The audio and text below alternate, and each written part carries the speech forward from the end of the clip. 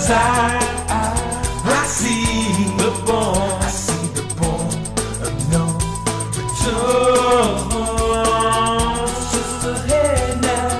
Just ahead now, can't you see we're rushing for the end? I see the point of no return. Now see the point of no return. It's just ahead. Did I hear somebody say ho, ho, ho? Good evening. It's December 23rd, 2013, and you're listening to Wide Awake News on the Rents Radio Network. My name is Gary Hendershot, and for the next hour or so, I guess a little bit less if you figure all the breaks, I'm going to be barking at the moon. Now, I tell you, the Christmas season is always something I kind of look forward to, you know. And yeah, okay, you know, there's some that are gonna, well, you said you ain't a Christian. Well, you know, you don't have to be a Christian to appreciate the Christmas holidays. You know, it's a great time of year. It's a time when all of us should kind of put other things aside and look back at the last year and make up our own minds if we really followed in the footsteps of the carpenter. It's not an easy path as you enter your Christmas season. I hope you find your activities for the past year to be worthy. You know, I don't care what religious faith you might have. I can tell you right now, you know, I'm cleaning out my chimney. You know, I just, you know, don't see any good reason to take any chances. You know, I mean, maybe the fat guy in the red suit comes tumbling down the chimney. Maybe not, but I just, you know, it's around my regular schedule. You know, along about the 20th or so, I make sure that chimney's nice and clean. I might even throw a little 3-in-1 oil in there just to make it slide down the chimney a little easier. But you know, looking back at the past year, it has been an exciting one. And I would be hard-pressed to pick 1, 2, 3, maybe even 5 items that I would say were the most significant. How about you? I mean, thinking back at the past year, you know, we had a lot thrown at us in a very short period of time. I mean, I understand today was the final deadline where roughly 300 million Americans were supposed to be signed up for ObamaCare. I saw the numbers. Looks like they got maybe 400,000. Are you one of them? Or are you holding out for a better deal? And you know, if this was a free market economy, if somebody put a deal like that in front of me, I'd look at it and I'd say, you know, that deal ain't even close enough to discuss.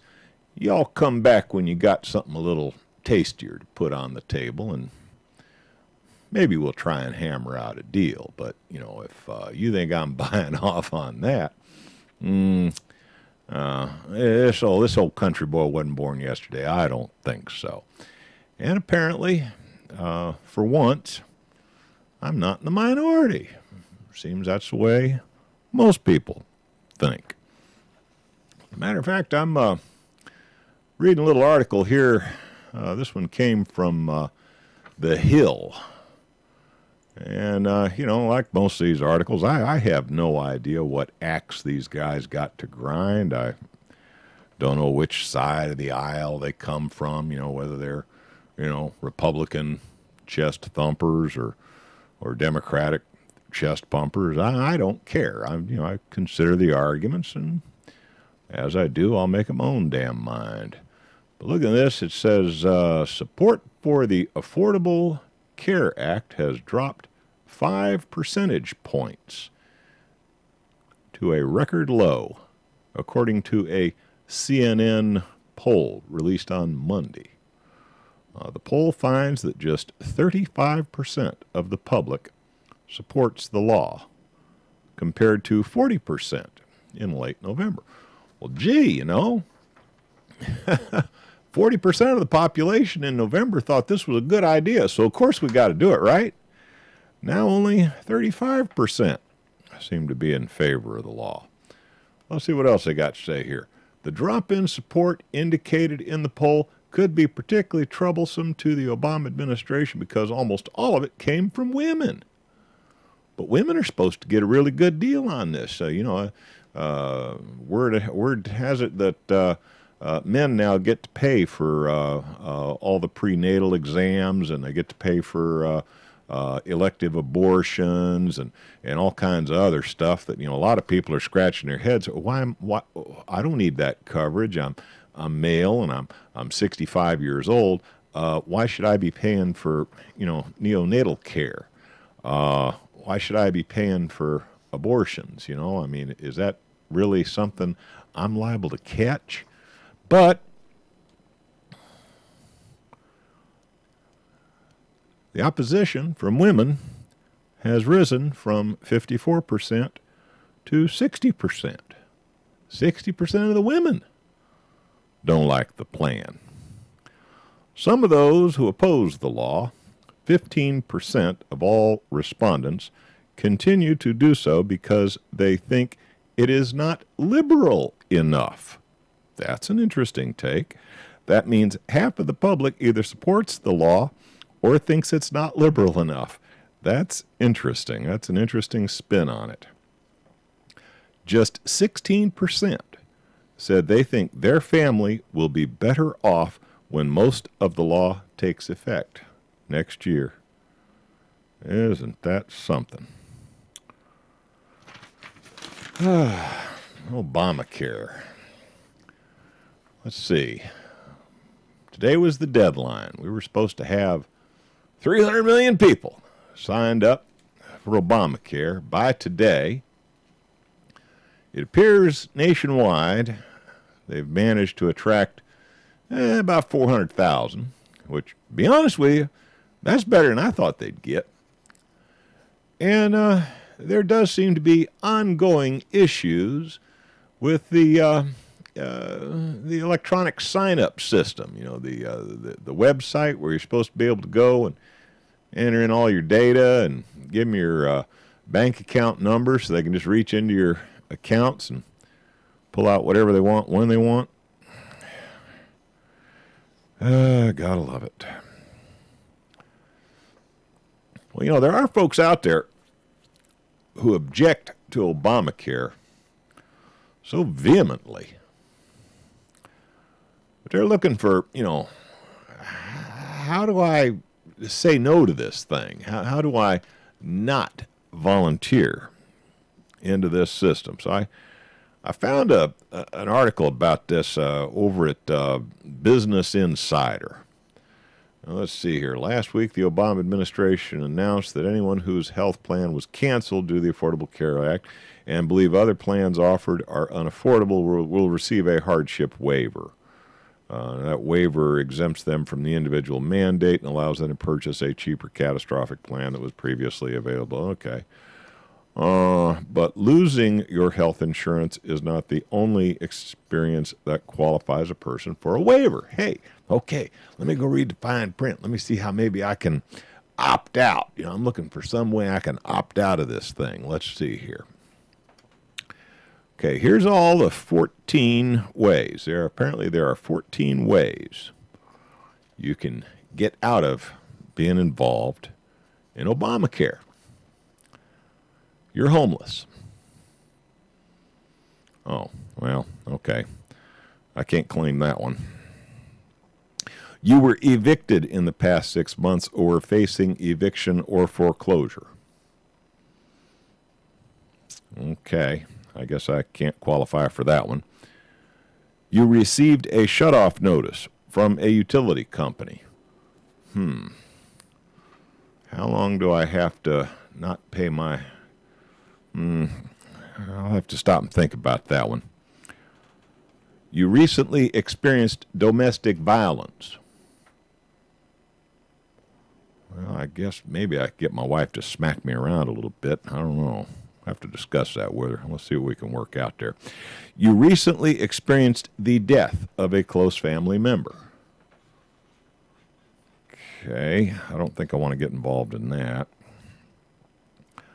You experienced a fire, flood, or other natural or human-caused disaster that caused substantial damage to your property. Not sure I'd get away with that one either. You filed for bankruptcy in the last 6 months. Nope, can't get away with that. You had medical expenses you couldn't pay in the last 24 months.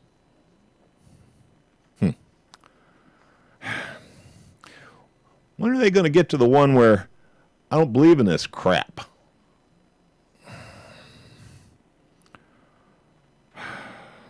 You experienced unexpected increases in necessary expenses due to caring for an ill, disabled, or aging family member. Okay. Any of you out there qualify for any of them? Let's see. You expect to claim a child as a tax dependent who's been denied coverage in Medicaid and the Children's Health Insurance Program, and another person is required by court to give... Yeah, this sounds like one of these deals where, you only qualify for the deal on a Tuesday with a full moon, and Mars is in the second house of the Pleiades, and,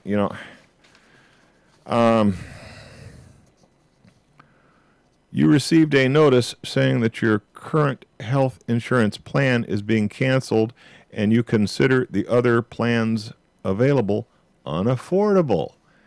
Hey, you consider... Well, to be honest with you, I haven't looked at what plans are available, okay? Just between you and me, I haven't even been to the damn website. I hear so darn many stories about how it's not ready for prime time, that they collect all this personal data on you. They want to know your checking account numbers. They want, your authorization to draw money out of your account on a whim. Frankly, I find that just totally unacceptable. But from what I've heard, most of the plans being offered that are sanctioned under Obamacare, I would consider to be unaffordable. I mean, they cost about, on the average 20% or a third more than what similar coverage was costing before Obamacare came along. Bottom line is, I would not consider that to be affordable. Therefore, by definition, this here condition that says, and you consider the other plans available unaffordable. The catch is, your current health care plan had to have been canceled. What about all the people out there who currently do not have health insurance because under the old deal they found health insurance to be unaffordable, and now that they look at what is supposed to be the affordable health care plan, which is to make it easier and simpler and less expensive for those persons who have not had health insurance in the past, it's supposed to bring them into the fold. They look at the new deals and they're saying, well, wait a minute here. Where the hell is the bargain? I thought this was supposed to make it affordable for me so that I could now get me a plan that I might not have been able to afford previously. And with this supposed expanding base, it was supposed to make it cheaper for all of us, right? Right? Wasn't that the deal we were promised? Isn't that what the president kind of promised us when all this was getting geared up? Now we're actually looking at it, What do you think? Is this the deal that you thought we were supposed to get? Well, I'll tell you now, if you ain't signed up, you missed the deadline. You and about 260 million others. So far, as far as I can tell, ObamaCare is not doing as well as the shopping centers on Black Friday did. Have you been to the stores to do any Christmas shopping so far this year? Huh? Have you been out there? My son was going to some kind of a party, and it was one of these theme parties where you had to wear a ridiculous Christmas sweater. You know, that was the theme of the party. So he went out looking for one of these Rudolph the Red-Nosed Reindeer sweaters, you know, with the blinking LED red nose light, you know. So that sweater that you would never normally buy, but you see zillions of them on the shelves when you're not looking for one. Well, he went out looking all over the place, trying to buy a ridiculous seasonal sweater to wear to this theme party. And he took note as he was out, you know, looking around the shopping. The malls were like a ghost town. Now, I don't know if that was just a characteristic of the malls near where I live. I don't know if maybe, you know, where you're at, maybe you're having a very vibrant Christmas selling season. But, you know, I know there's some out there who are going to say, well, that's good, you know. Shame on all the commercialism at Christmas time and all that, you know. Believe me, I've heard the arguments. Well, here's one that you might want to consider. One of the few areas where folks have been able to find employment of late is in the retail sector. And if these retailers have a really, really bad Christmas selling season, there's going to be a lot of folks out of work. And if some of these retailers fail, the ripple effects could seriously hurt some communities. You know, we all talk, well, I don't shop at Walmart. I won't shop at this mart. I won't shop there. I won't go. You know, there's a double-edged sword involved here.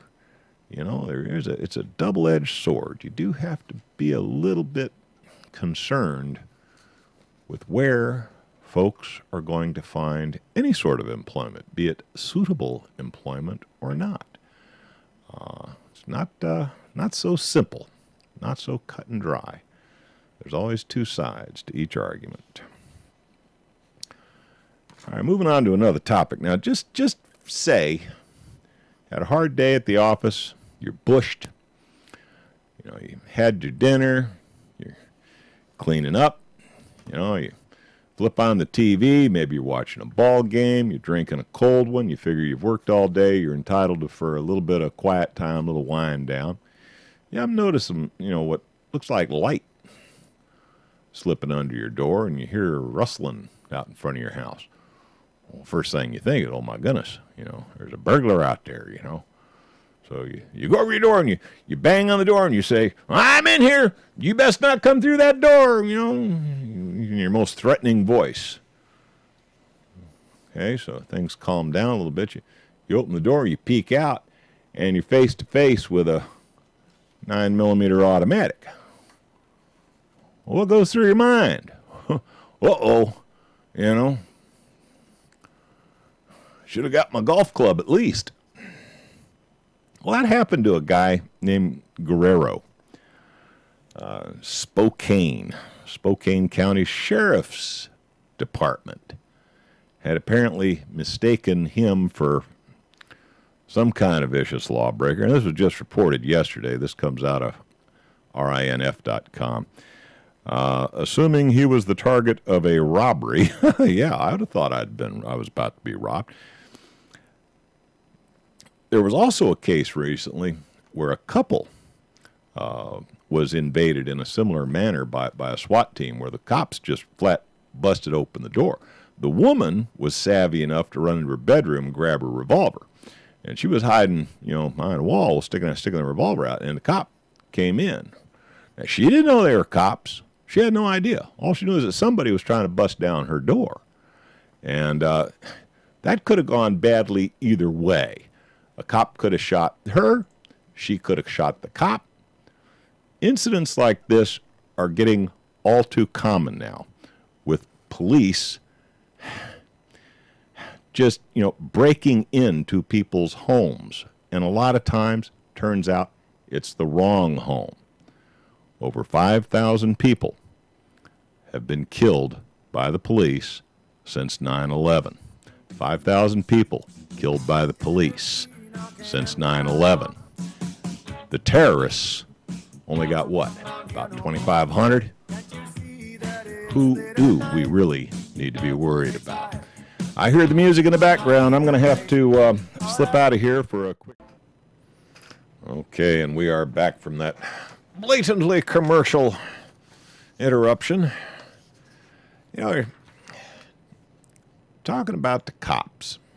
Okay, now, we all remember I guess if you're as old as I am, you remember, when Andy of Mayberry was our idea of what cops are supposed to be. The sheriff went about keeping the peace. He didn't see fit to carry a firearm, and his deputy, although he had a firearm, was only issued one bullet and he had to keep it in his shirt pocket. We would like to think that the police are our law enforcement officers, that they're there to maintain the peace, to make sure that social interaction between us goes as smoothly as human interaction can. But,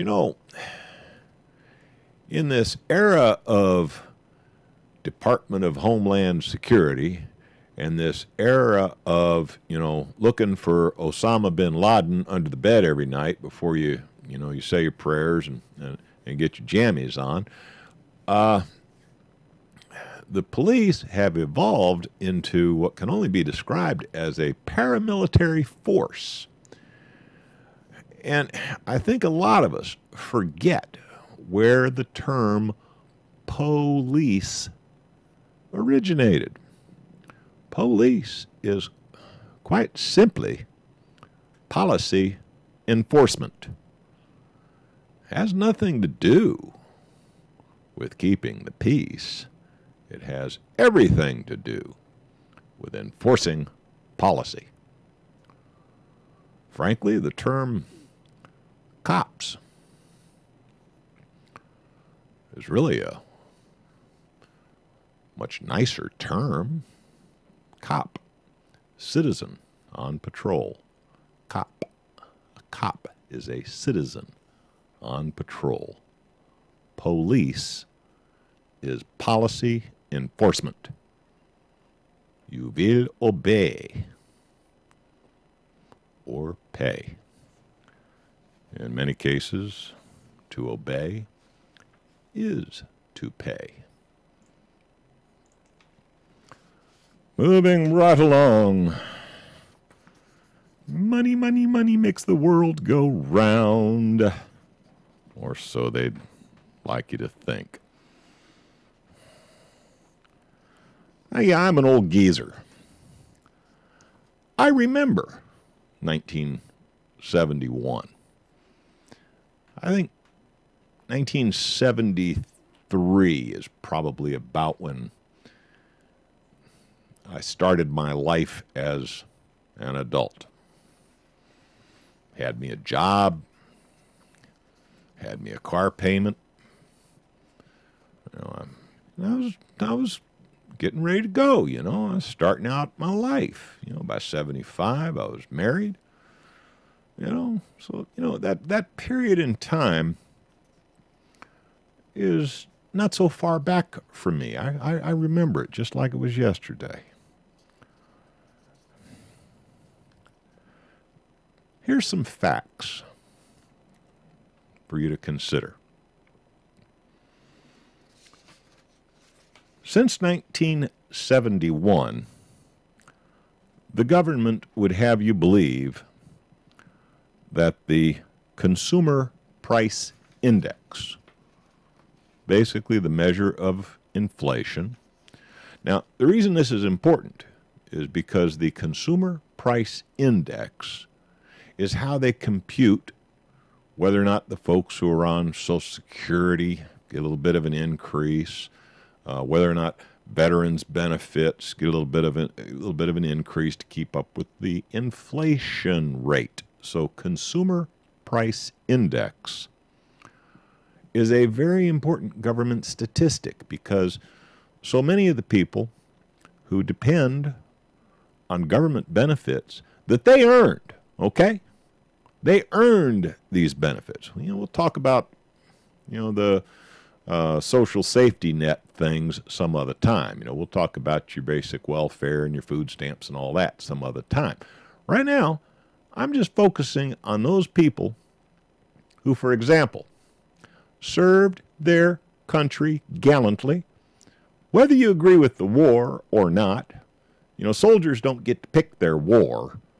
They basically get a gun put in their arms and they said, go shoot that guy over there. And, yes, sir, okay. Soldiers don't get to pick their wars. But, somebody who serves in the military and is injured due to that service, whether you agree with the war or not, you should agree that that person is entitled to benefits under the Veterans Benefit Program. And whether you agree with Social Security or not, I realize there's a lot of libertarians out there who think we ought to just scrap the Social Security system. It is a Ponzi scheme, no question about it. But the fact is, people have paid into that system their entire lives. Many of them have paid into that system much more than they really expect to ever be able to get back. A few, a small percentage, have done pretty well on their Social Security investment, if you wish to put it like that. And, of course, the way it was always represented to my generation was, you pay into Social Security, and the Social Security money is held in a separate fund, and then when you retire, you get to draw it out a little bit at a time. And it was basically a way to force you to save for your retirement. They saw a problem. They said, okay, folks aren't saving for retirement. So what we'll do is we'll pass a law, and we will force them to save for their retirement. Now, of course, 60 years later, we look back at it and we say, oh boy, did we make a mistake. I wonder how big a mistake we're making with Obamacare. Let's see. Not enough people buying insurance, so we pass a law that forces that. Nah, couldn't be the same mistake we've already made. No, we wouldn't make that mistake again. I mean, we learn from our mistakes.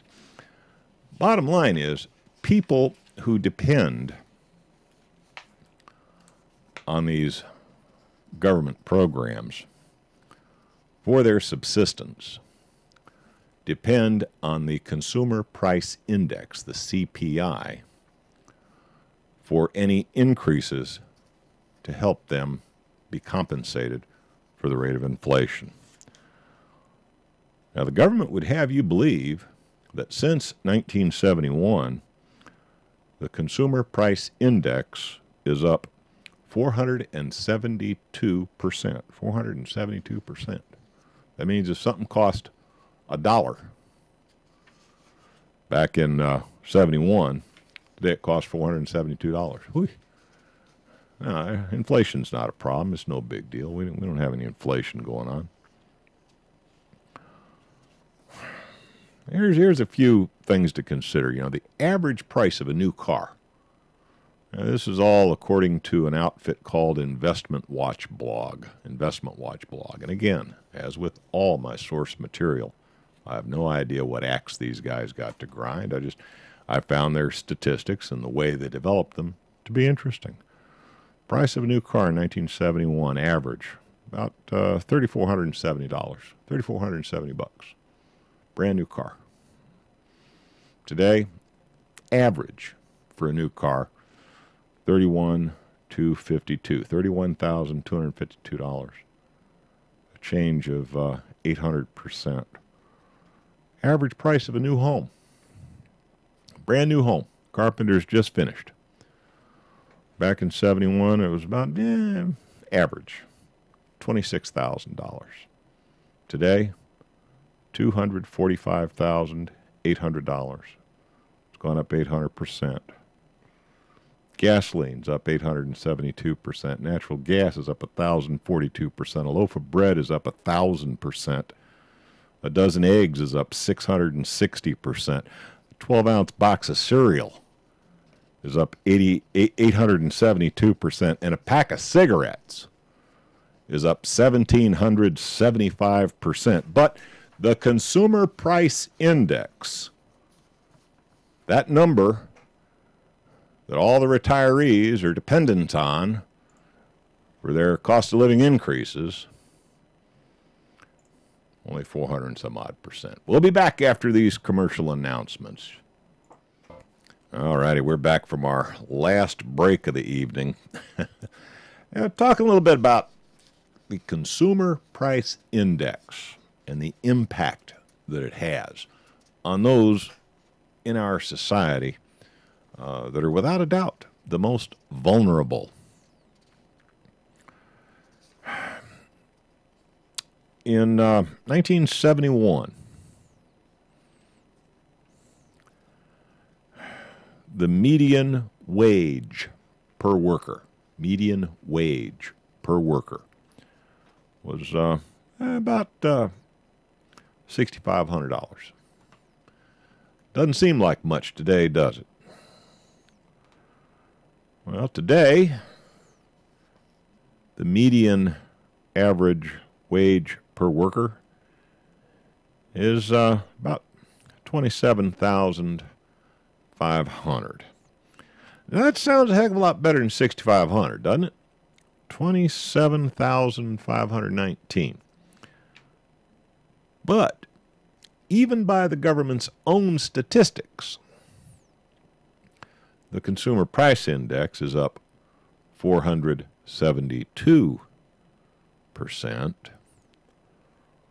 And of course, I rattled off, a few things, that are things that people have to buy in the normal course of their lives, that have gone up a heck of a lot more than 406. So I'm not sure, what the basis, bottom line is, I'm not sure what the basis of the Consumer Price Index is, because the reality is inflation since 1971 on things that most people during the course of their lives have to acquire.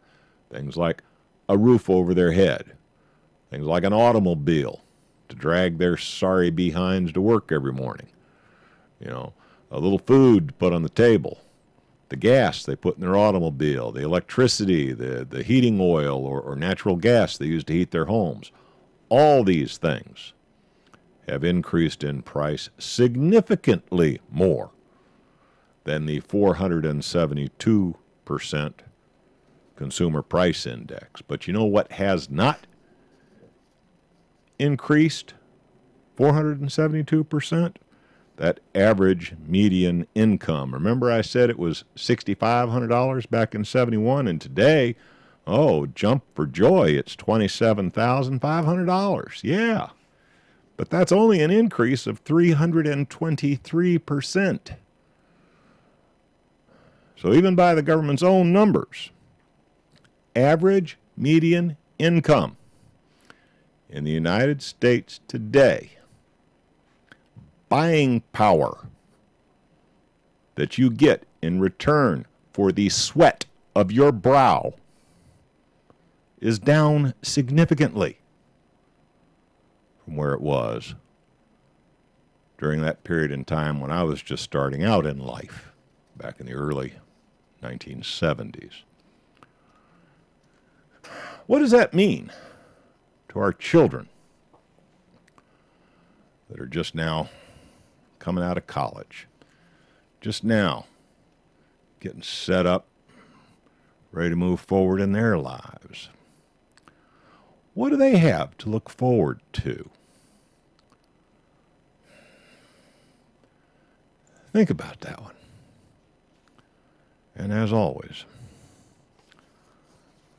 make up your own damn mind.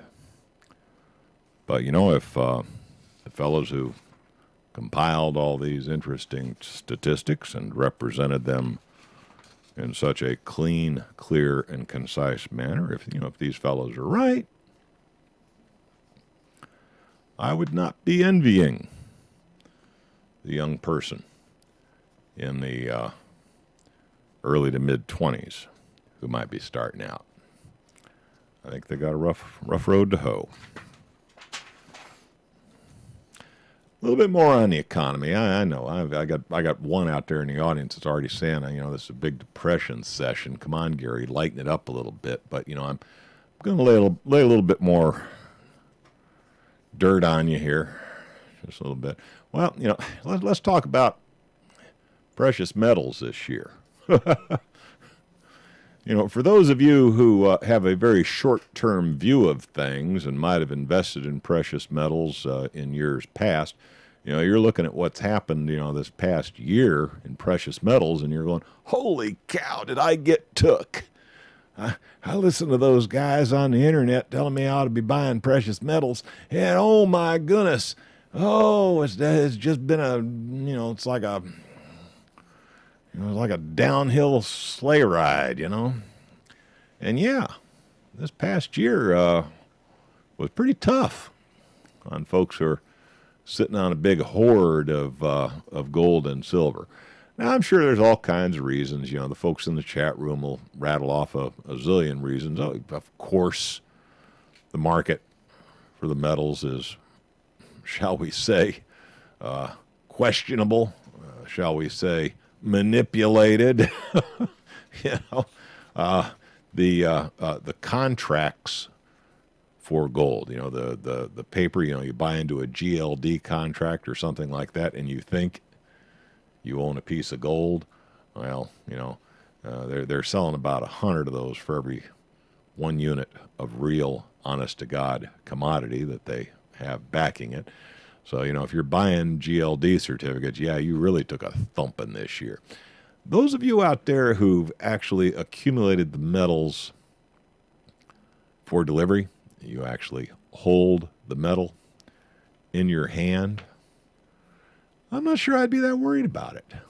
I mean, did you really buy those metals as a short-term investment, thinking you were going to, buy them this week and sell them next week for a big profit? Is that really why you bought precious metals? If so, shame on you. Shame on you. You should be looking at metals like you would any other long-term investment. I buy a 10-year CD, or I buy a 6-month CD, or whatever. And the way things are going here, before too long, you buy a CD, they charge you interest for holding on to your money. I mean, right now, it's not much better than that. I think right now, the interest that they're paying on a CD is less than the rate of inflation. So if you go out and buy a CD that has a maturity of, 6 months or a year or 5 years or whatever, by the time you actually get your money back out of that CD, the money will be worth so much less than at the time you put it in that, frankly, you'll probably be looking at a chart very similar to what we're looking at here for this particular chart that I'm showing over my shoulder in the video portion of this. This is on gold. Gold, I think, reached a high of, it was kissing on like $1,800 an ounce there right at the beginning of the year. I mean, it was that close to 1,800, and right now it's down hovering around $1,200. So gold over the course of 2013 suffered a net loss of roughly 30%. I mean, that's a significant hit. But do not despair, and certainly do not be selling on the run down. If anything, right now is the time to be making arrangements to buy. I mean, frankly, gold at anything less than, I don't know, 1,400 bucks an ounce, I think will turn out to be a bargain in the long term. 5 years from now, 10 years from now, that gold you buy today for 13, 14, 1,500 bucks an ounce, depending on how much of a premium you're going to have to pay, because if you really think you're going to go out of the marketplace and buy some small quantity of gold, say, an ounce, 5 ounces, 10 ounces of gold, if you really think you're going to buy a small quantity of that at anything even close to what's quoted as the spot value, guess again. Dealer premiums of anywhere from 10 to 30% are common in the marketplace today. But that gold that you buy today for 13, 14, maybe even 1,500 bucks an ounce, 5 years from today, 10 years from today, if trends hold as they have over recent years, should do pretty well, should do a hell of a lot better than that investment in a CD or just stashing some cash under your mattress. Because, as we all know, cash over time reduces in buying power. Even according to the government, 470% reduction in value just since 1971. So, even stashing cash is not really a sensible way to store value. So if you happen to be fortunate enough to make a little bit more than what it takes just to survive, I think I'd probably be looking at precious metals right now. I think the downturn in the values of precious metals that we've experienced recently represents something of a buying opportunity.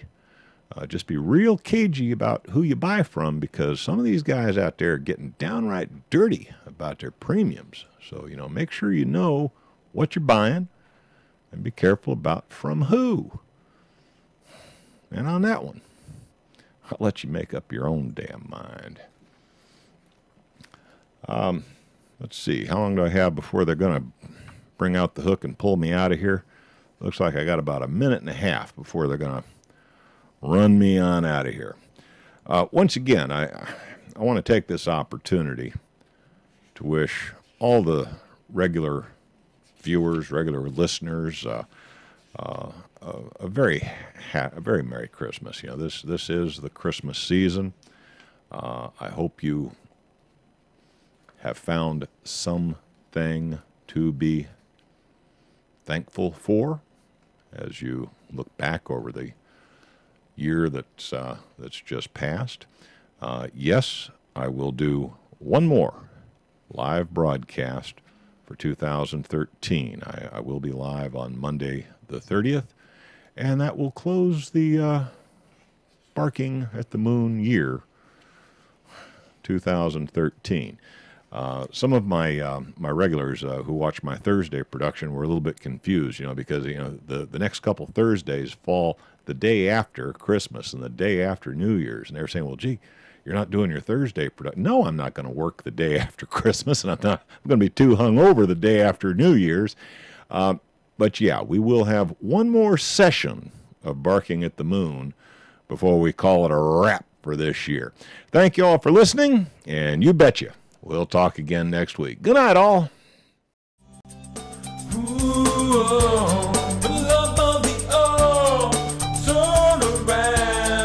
None of us are leaving here alive.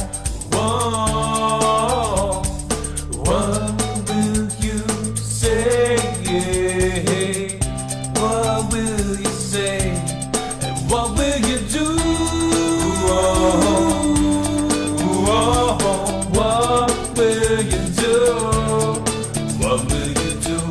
Oh, I'm calling out to you. Won't you turn around? Oh, I'm calling out to you. Won't you turn around?